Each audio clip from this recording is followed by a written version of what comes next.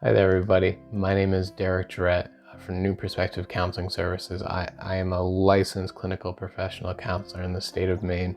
And today I want to kind of answer a question that can actually come up quite a lot, unfortunately, but it does happen. And that's, what do I do if I don't like my therapist? Like I said, this happens.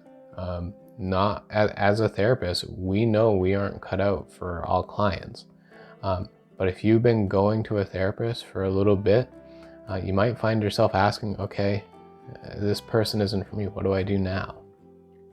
So first of all, what I want you to do is I want you to ask yourself, have I given this person a fair chance? Has it been like 1 to 2 months? I think is a fair shot. For some people it might be less, but ask if you've given them a fair shot. Next, I kind of want you to ask yourself why.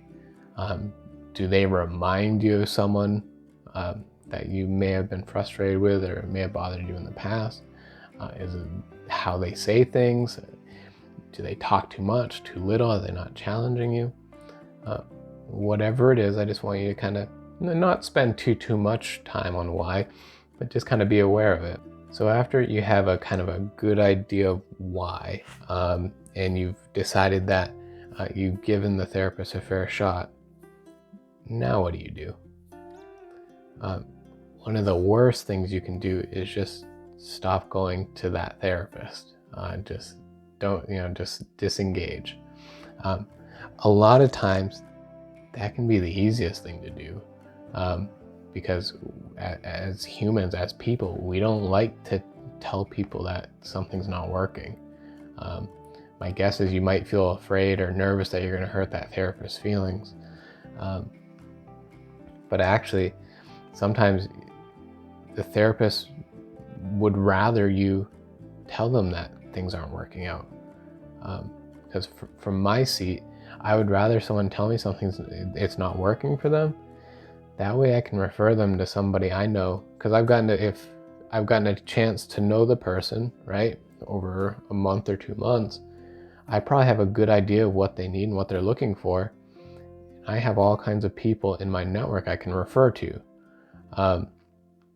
So if you don't go to that therapist again, you decide things aren't working out and you never tell them that things aren't working out, it might feel like you're at square one. But if you talk to that therapist and let them know things aren't working out and that you kind of want to try a new therapist and ask them if they know anybody, they'd be happy to refer you out and get you to someone who they think you might mesh with a little bit better. So after you've figured out why, given them a fair shot, have a conversation with your therapist. That's the best thing you can do. And what comes out of that, maybe you decide to give the therapist a little bit more time.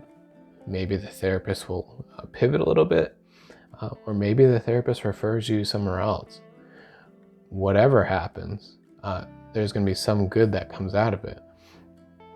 Worst case scenario, the therapist refers you to somebody.